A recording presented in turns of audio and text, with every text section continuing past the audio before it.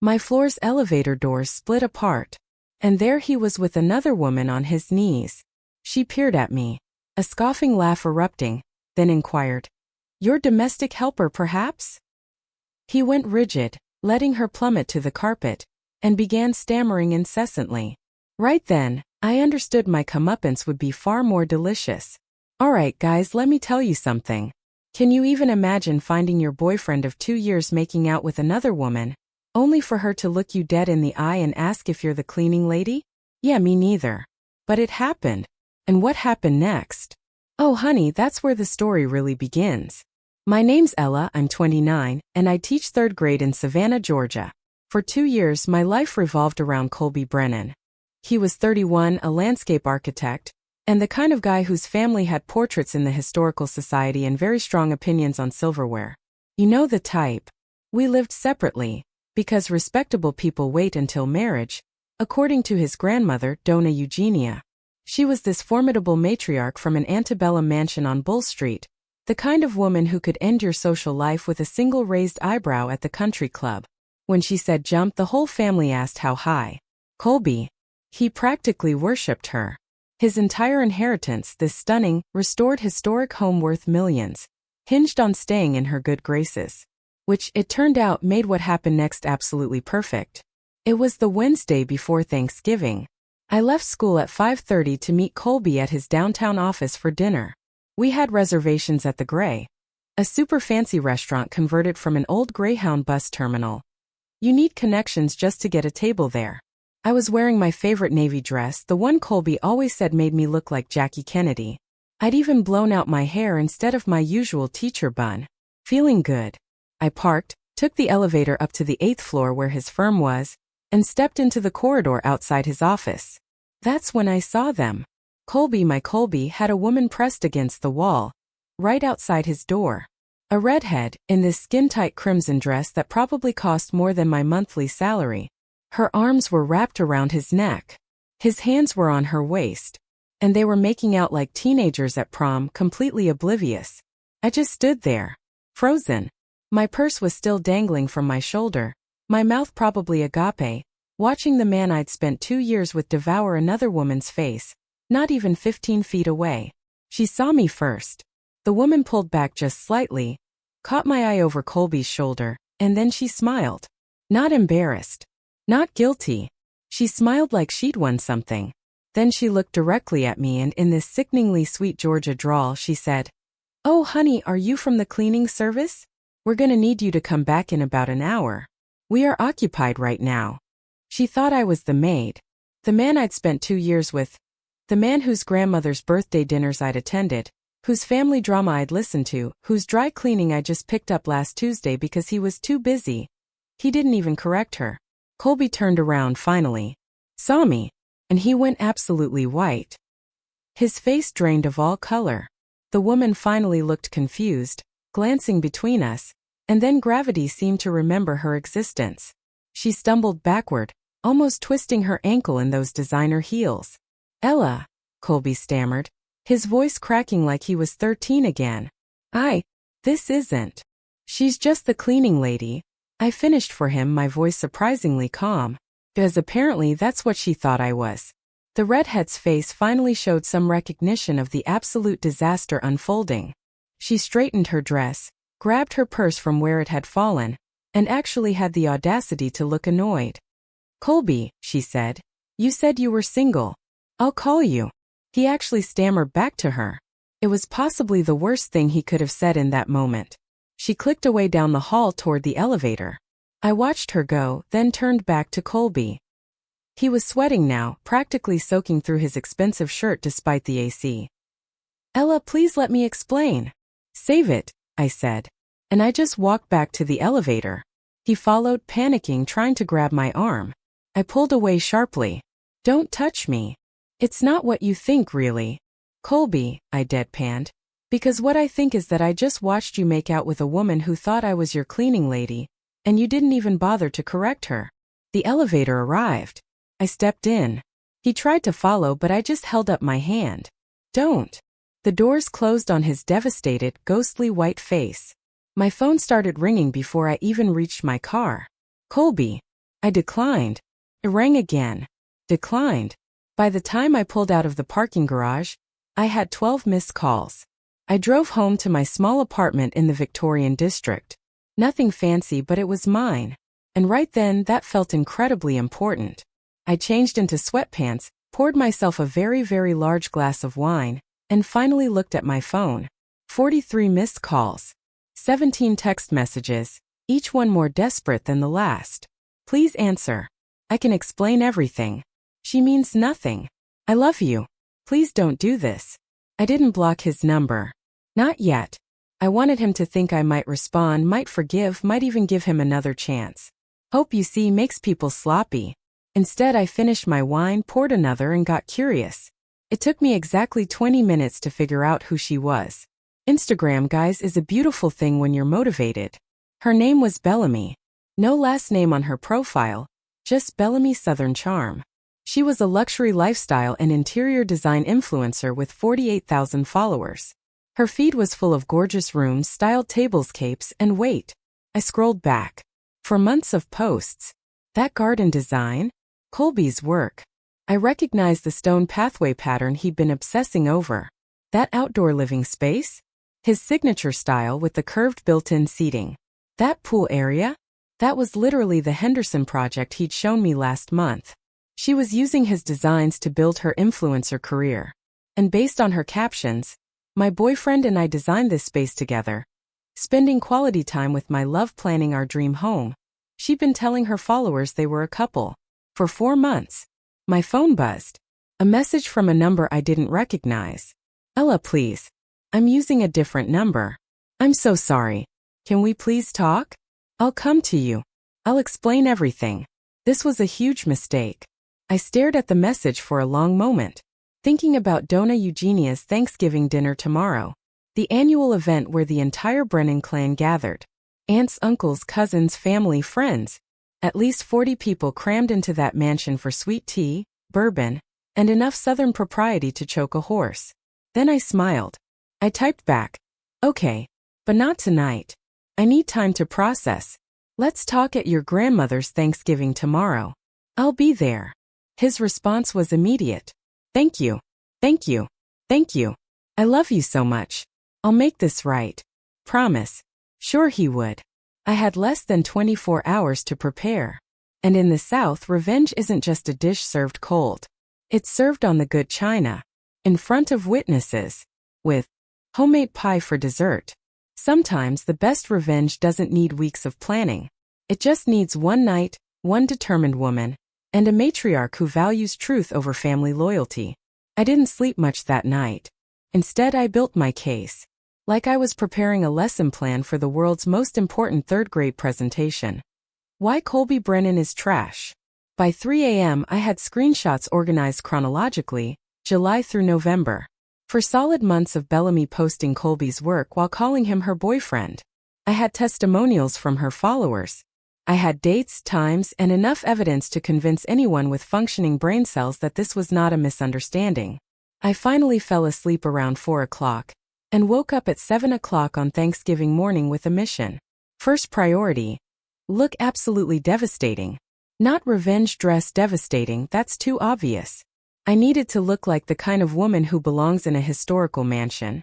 The kind Donna Eugenia would want in her family. Classy. Elegant. Untouchable. By 8 a.m. I was showered, caffeinated, and heading to Broughton Street. Yes, some stores open early during Thanksgiving week. Capitalism waits for no holiday. I found a boutique that catered to the Savannah society crowd. The kind of place where saleswomen say things like, "That's very you, darling," while secretly judging your credit limit. I found it in 15 minutes. Emerald green. Perfectly tailored. Elegant enough for a cathedral, but striking enough to make Colby remember exactly what he'd lost. The salesperson, a woman named Patricia, who absolutely understood the assignment when I said, I need to look like I've already won. Even threw in a discount because apparently my face told the whole story. 9:30. I was at the Coffee Fox on Bull Street with my iPad, organizing my presentation. The barista, a college student with purple hair and a name tag that said Sage, brought my lavender latte and lingered. You look like you're plotting something, she said. Is it that obvious? Honey, I've worked here 3 years. I know the look of a woman preparing to destroy someone's life. Is it the redhead who's always here taking photos? I looked up surprised. You know Bellamy? Oh yeah. She's here constantly. Always with some guy.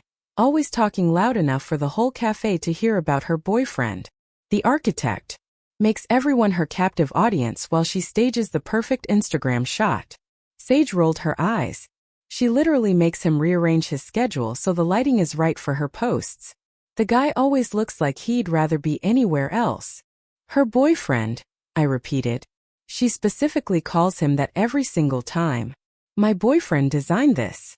My boyfriend and I are planning our dream home. My boyfriend is taking me to Charleston this weekend. Girl doesn't shut up about him. I showed Sage a photo of Colby from my phone. Us at last month's fall festival laughing at the pumpkin patch. Her jaw dropped. That's your boyfriend was as of last night. She winced. Oh honey, Bellamy has been bringing him here every Tuesday and Thursday for months. She always introduces him as her boyfriend to literally everyone.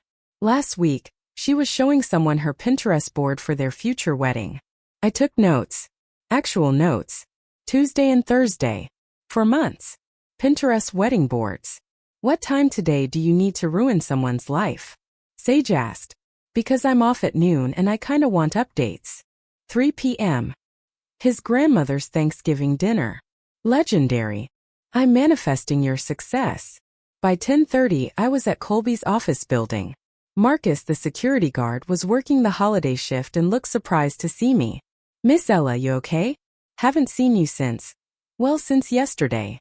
Word travels fast in an 8th-floor building. Marcus, I said. Can I ask you something? That woman who was with Colby yesterday, the redhead in the red dress, has she been here before?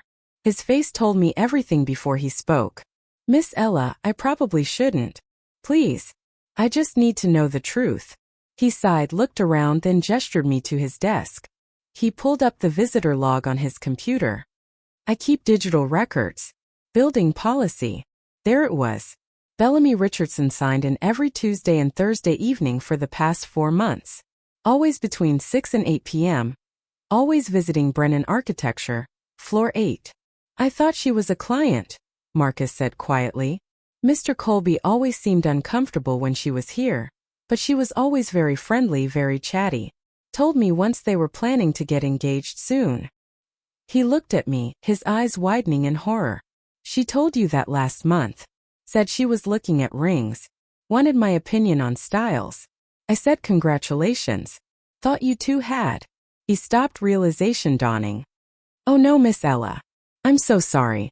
I didn't know. It's not your fault, Marcus. I took photos of the screen with my phone. Thank you for being honest. Whatever you're planning, he said as I left. I hope he deserves it. By 11 o'clock I was back home, uploading everything to my iPad. I created a presentation that would make my principal proud. Title slide, chronological evidence, supporting testimony, photographic proof. I even made it aesthetically pleasing because if you're going to destroy someone's life, you might as well do it with good design. My phone had been buzzing all morning. Colby's messages went from hopeful to anxious. Good morning, beautiful. Thank you for giving me another chance. I love you so much. I can't wait to see you today. Should I pick you up? We can arrive together. Ella, are you okay? You're not answering. Please tell me you're still coming. I'm freaking out. Please respond. At noon I finally replied. See you at 3 o'clock. Don't be late. His relief was immediate. Thank you. I love you. Everything will be perfect, I promise. Perfect. Right. I spent the afternoon getting ready with the kind of careful precision usually reserved for surgical procedures. Hair in a classic low bun. Makeup natural but flawless. My grandmother's pearl earrings. Simple black heels. The green dress fit like it was custom-made for public vindication. At 2:15 I loaded my iPad into a tasteful gift bag. The kind you'd use for bringing wine to a dinner party. Except instead of wine, I was bringing evidence of infidelity, betrayal, and 4 months of lies. 2:30 I checked my reflection one final time. I looked like the kind of woman Donna Eugenia would proudly introduce to her bridge club. I looked like I belonged. At 2:45, I parked on Bull Street and walked up to the mansion. The front door was already open. Family members streamed in with covered dishes and wine bottles. I could hear the chatter, smell the turkey, feel the warmth of a family gathering. Colby was waiting on the veranda, looking like he hadn't slept in days. When he saw me, he practically ran down the steps. "Ella, God, you look beautiful. Thank you for coming. Thank you for giving me another chance. I love you so much. Where's your grandmother?" I asked pleasantly. Inside, greeting everyone. "Ella, please, can we talk privately first?" "No need," I said, patting his arm. "Let's go inside. I don't want to miss anything." His relief was almost sad to watch. He actually thought I'd forgiven him. He actually believed we were going to sweep this under the expensive Persian rug and move on with our lives. Men are adorable when they're delusional. I walked into that house like I owned it, hugged Miss Catherine, complimented the table settings, helped carry dishes to the dining room. I was charming, warm, helpful, the perfect Southern girlfriend. Colby's family adored me. Donna Eugenia herself took my hand and said, "Ella dear, you look radiant. Colby is a lucky man." "Thank you, Donna Eugenia," I said sweetly. "I'm feeling very grateful today." Colby visibly relaxed. His shoulders dropped. His smile returned, and he started actually enjoying himself. He introduced me to cousins I hadn't met yet, brought me bourbon, and kept touching my arm like he couldn't believe his luck. Dinner was magnificent. Turkey, ham, cornbread dressing, collard greens, sweet potato casserole, green bean casserole, cranberry sauce, rolls, and enough desserts to feed General Sherman's army. I ate, laughed at family stories, complimented everything. At 6:25, the dishes were cleared, and Donna Eugenia stood at the head of the table with her crystal glass of bourbon. "Family," she announced, her voice carrying that particular authority that only 83 years of being obeyed can create. "It's time for our gratitude circle." 42 people settled into their seats around the extended dining table and overflow seating in the adjoining parlor. Donna Eugenia always started with the youngest and worked her way through the family, calling on each person individually. I was near the end of the circle, with Colby speaking just after me. I had timed this perfectly.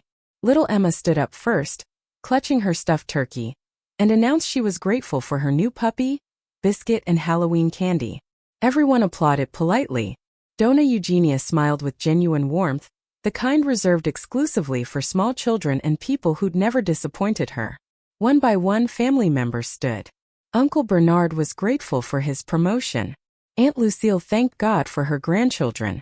Cousin Patricia praised her daughter's acceptance to UGA. The circle continued, slowly working its way around the table toward me. I sat perfectly still, my iPad hidden in the decorative gift bag under my chair, my expression serene. Colby kept glancing at me nervously, probably wondering what I'd say. Would I announce our reconciliation publicly? Forgive him?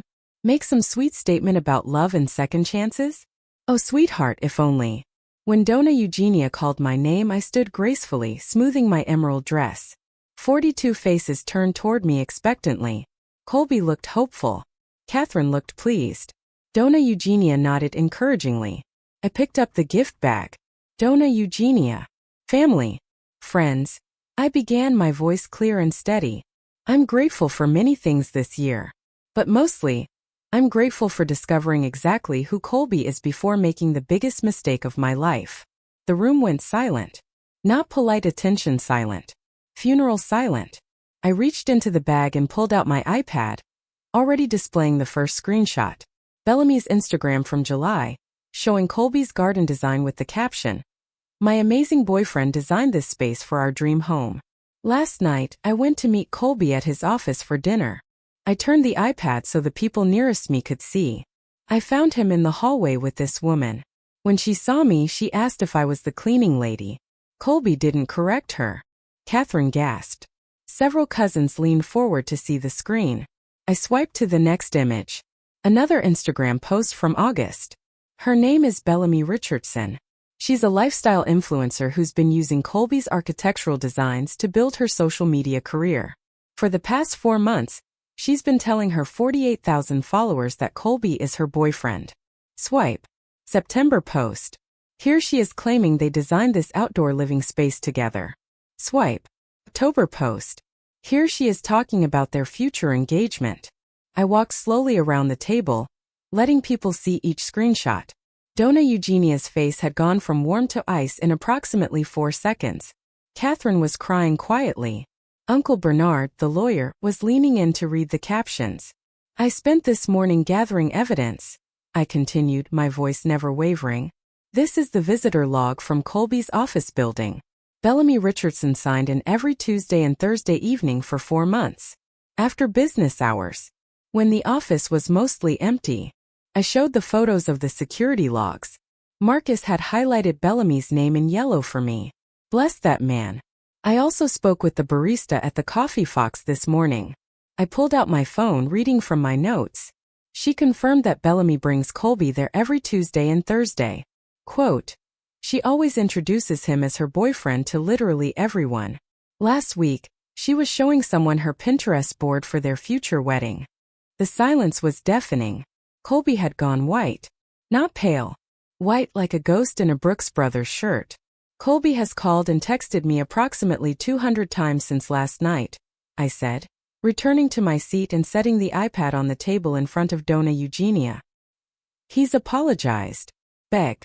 Promised it meant nothing. He offered to buy me a house. He offered to get me a dog. A few shocked laughs broke the tension.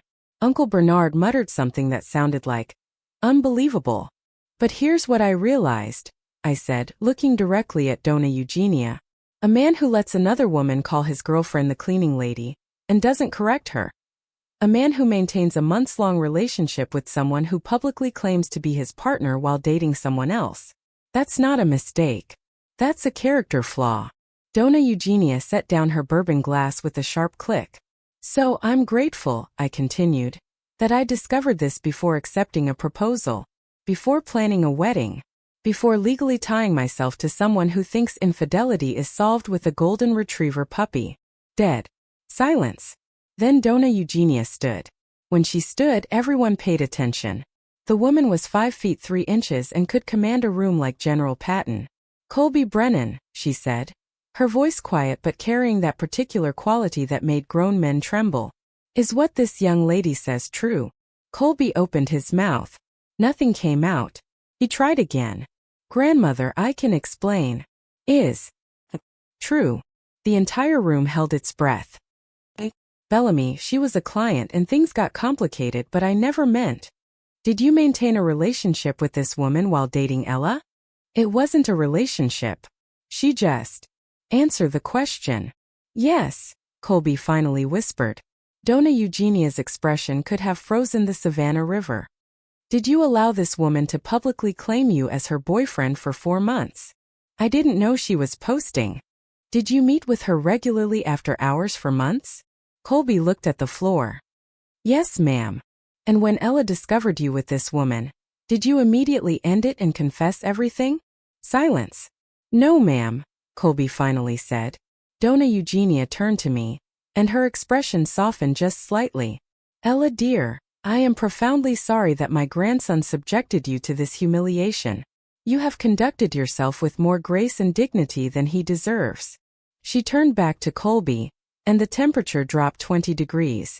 You have disgraced this family, she said, each word precise. And cutting. You have dishonored a young woman who loved you, who attended our family gatherings, who helped in my kitchen, who treated us with respect and kindness. You have lied, cheated, and when caught, you attempted to buy forgiveness rather than earn it. Grandmother, please. I am not finished. Her voice could have cut diamonds. Your grandfather built this family's reputation on integrity. Your father maintained it through honesty. You have squandered it for Instagram attention, and whatever else you were getting from this Richardson woman. She gestured to the door. Get out of my house. Colby stared at her. What? You heard me. Get out. You are not welcome at this table, in this home, or in this family's good graces until you demonstrate through actions, not words, that you understand the gravity of what you've done.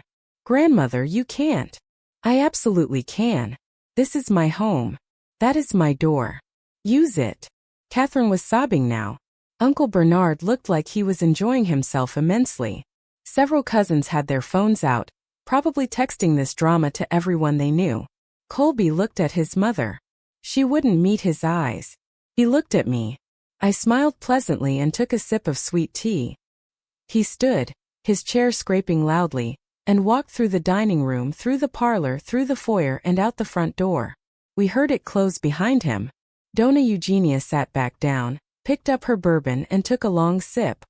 "Ella dear," she said calmly, "would you please pass the pecan pie? I believe we could all use some dessert after that unpleasantness." I passed her the pie. "Also," she continued, cutting herself a generous slice, "you mentioned earlier that you helped in the kitchen. The cornbread dressing was exceptional. Did you add extra sage?" "Yes, ma'am," I said.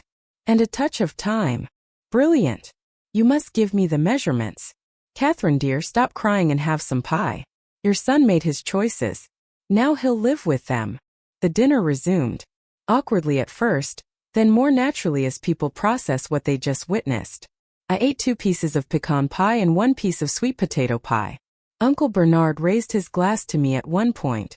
Aunt Lucille hugged me on her way out and whispered, "That boy never deserved you." Around 8 p.m. as people were leaving, Donna Eugenia pulled me aside. "Ella, I want you to know that regardless of my grandson's behavior, you are always welcome in this home. You handled that situation with remarkable composure. Your parents raised you well." "Thank you, Donna Eugenia. I also want you to know," she continued, her eyes twinkling slightly, "that my grandson Sterling will be home from Atlanta next weekend. He's opening a new restaurant downtown. French Southern Fusion. You remember Sterling, don't you? Handsome boy. Excellent cook. Significantly better judgment than his cousin." I remembered Sterling. Tall 32, chef's hands, kind smile.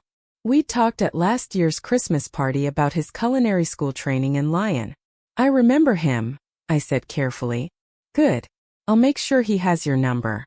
A smart, beautiful, patient woman like you shouldn't stay single long, especially when there are better options in the same family tree." She patted my hand and walked away, leaving me standing there, realizing that Donna Eugenia had just given me her explicit blessing to date her other grandson. The South doesn't just serve revenge cold. It serves it with pie, witnesses, and a setup for your next relationship. The fallout from Thanksgiving dinner spread through Savannah faster than kudzu in July. By Friday morning, my phone was buzzing with messages from people I hadn't talked to in months.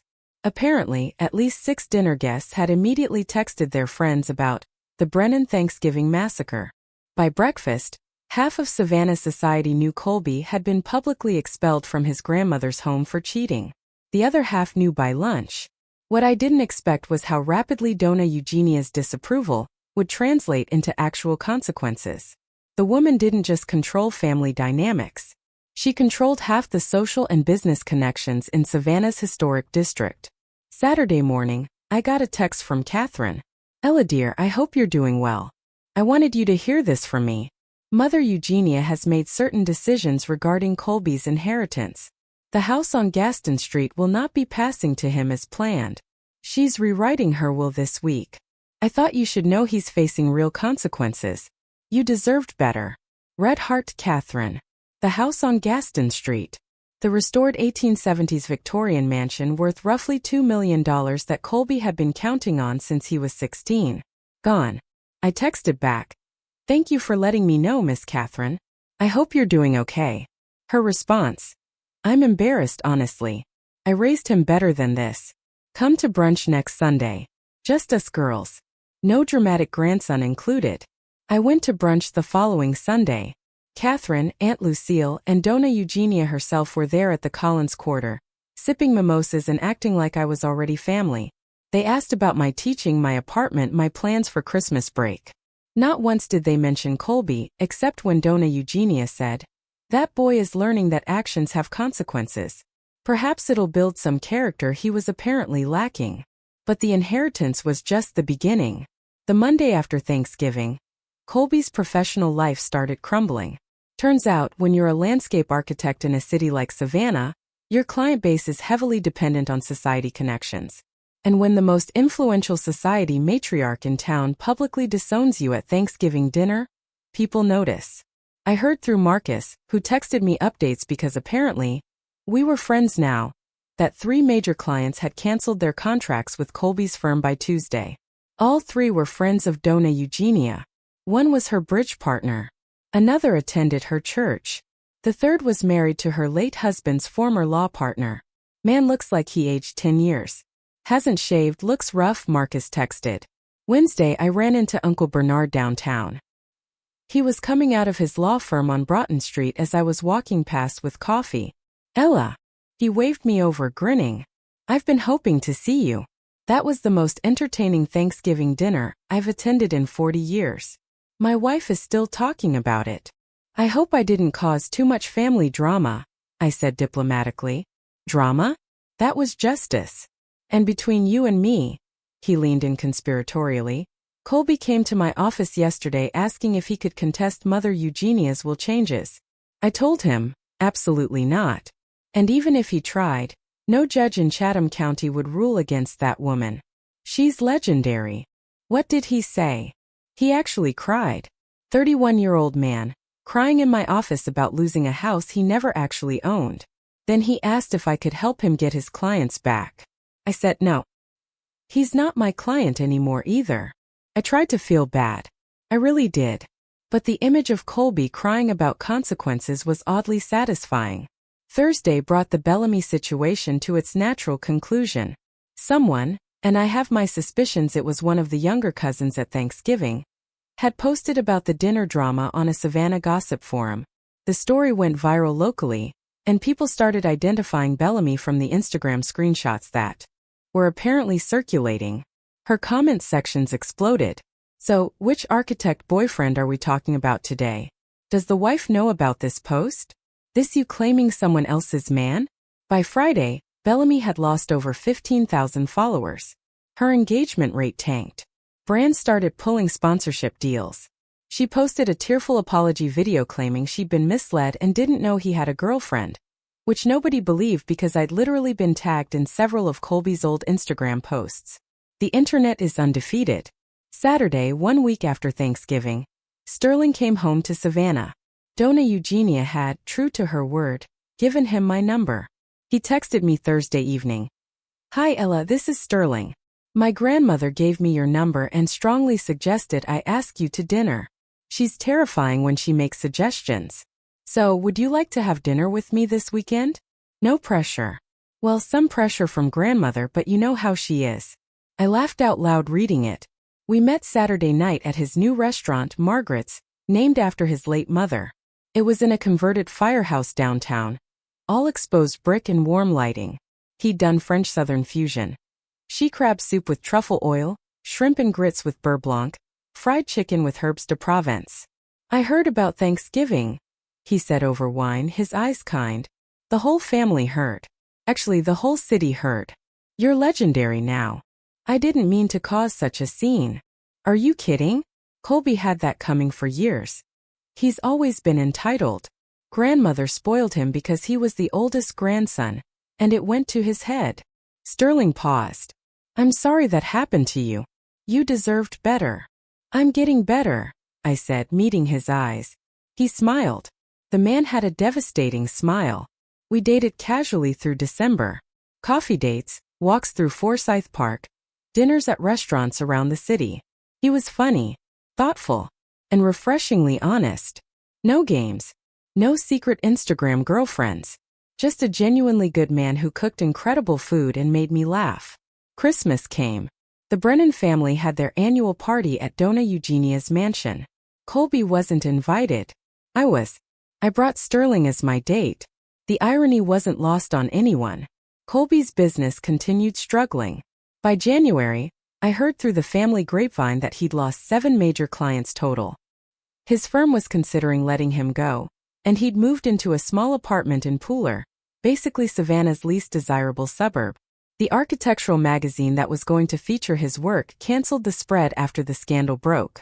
Bellamy had dropped to 33,000 followers and had pivoted to wellness and healing content, which apparently meant posting yoga poses and inspirational quotes about learning from toxic relationships.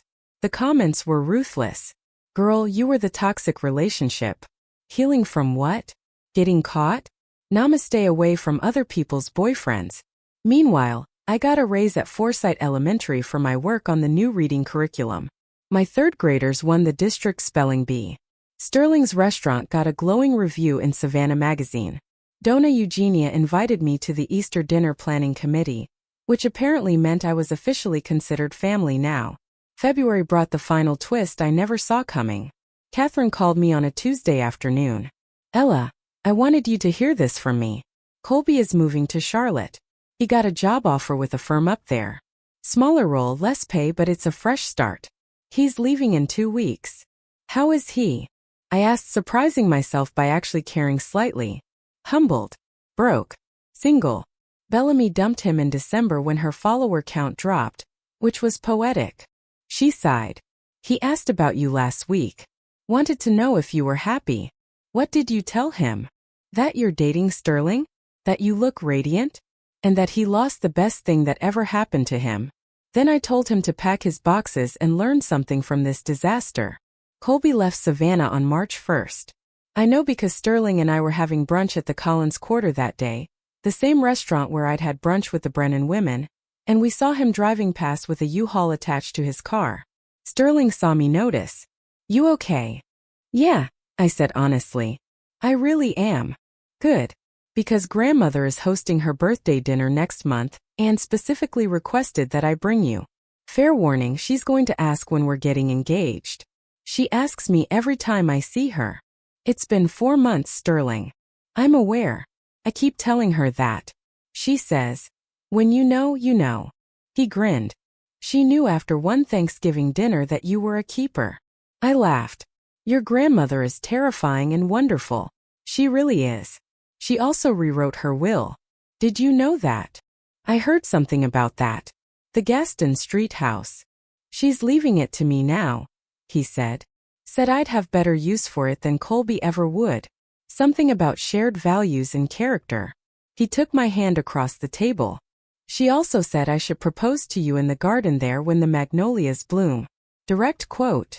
Sterling, I'm not proposing. Not yet. I'm just saying when an 83-year-old woman who controls half of Savannah gives you romantic advice, you listen. The magnolias bloomed in April. Looking back now, a year and a half after that Thanksgiving dinner, I can honestly say finding your boyfriend making out with someone who thought you were the cleaning lady was the best thing that ever happened to me. I know how that sounds. Trust me, I wouldn't have believed it either when I was standing in that 8th floor hallway watching my 2-year relationship implode. But here's what I've learned. Sometimes the trash takes itself out. And sometimes it takes an entire family with impeccable social connections to make sure that trash stays gone. Sterling proposed in April, exactly when Donna Eugenia predicted, in the garden of the Gaston Street house, with the magnolias in full bloom. We got married that October in a ceremony at the Cathedral of St. John the Baptist with 200 guests. Donna Eugenia actually cried during the vows. Catherine told me I was the daughter she'd always wanted. Uncle Bernard gave the most hilarious toast about how I'd upgraded within the same family tree, which showed excellent practical judgment. Colby sent a card from Charlotte, just a card, no gift. It said, "Congratulations, you deserve to be happy." Sterling threw it away before I could overthink it. We live in the Gaston Street house now.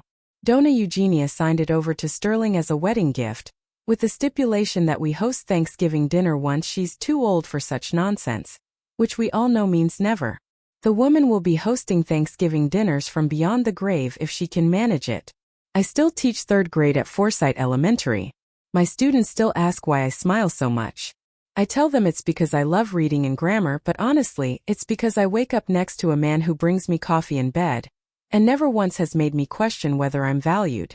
Sterling's restaurant earned James Beard Award semi-finalist recognition in June. Margaret's is now one of the top dining destinations in the Southeast. He works brutal hours, but he's never missed a family dinner, never canceled a date night, and never once has made me feel like an afterthought in his life.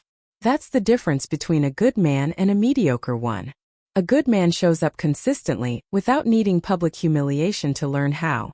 As for Colby, last I heard through the family grapevine, he's still in Charlotte, working for a mid-size firm doing residential landscaping. Nothing glamorous. No magazine features. No society connections. Just regular work for regular people, which probably builds character or something. Catherine visits him occasionally. She says he's learning humility, which is Southern for finally growing up at 33. Bellamy pivoted to life coaching after her influencer career tanked completely. Her Instagram now has about 12,000 followers, and she posts things like, "Everything happens for a reason," and "Trust the journey." The comments are still occasionally brutal. The internet never forgets, and Southern women absolutely never forgive. I blocked her after the wedding, not out of anger, just out of complete disinterest. She's irrelevant to my life now, which is the best revenge of all. Indifference. Donna Eugenia turned 85 last month. We threw her a massive party at the house. Her house really, since Sterling and I both know we're just borrowing it until she decides otherwise.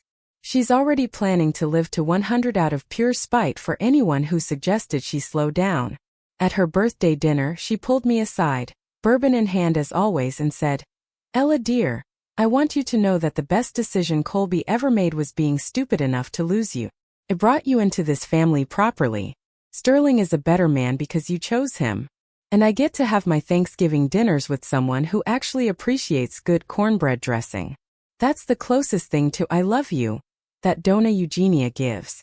And honestly, I'll take it. Sometimes people ask if I'm grateful for what happened. If I'm glad Colby cheated. Glad I found out. Glad everything fell apart so spectacularly. And here's the truth. I'm not grateful he cheated.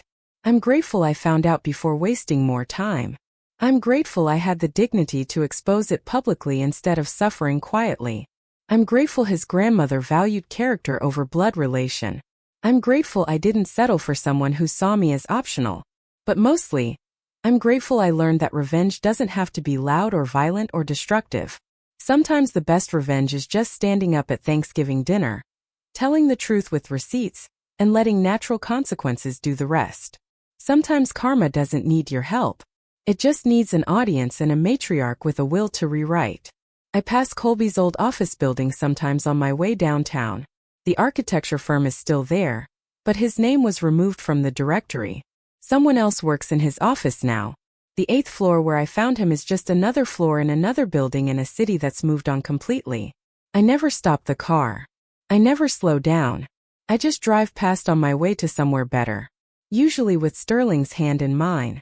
Usually laughing about something ridiculous one of my students said that day. Because that's the thing about moving forward. You actually have to move forward. Not backward. Not sideways. Just forward into a life where you're valued, respected, and loved by people who show it consistently. The South taught me that revenge is a dish best served cold. Donna Eugenia taught me it's even better served in public with witnesses and consequences. And life taught me that sometimes the best revenge isn't revenge at all. It's just living well while the people who underestimated you watch from a distance. Sterling and I are trying for a baby in the spring. Donna Eugenia has already started knitting blankets. Catherine has already planned the nursery colors. Uncle Bernard has already made terrible jokes about keeping the good genes in the family this time. And somewhere in Charlotte, Colby is landscaping suburban yards and learning that actions have consequences that last longer than anyone warns you about. As for me, I'm exactly where I'm supposed to be.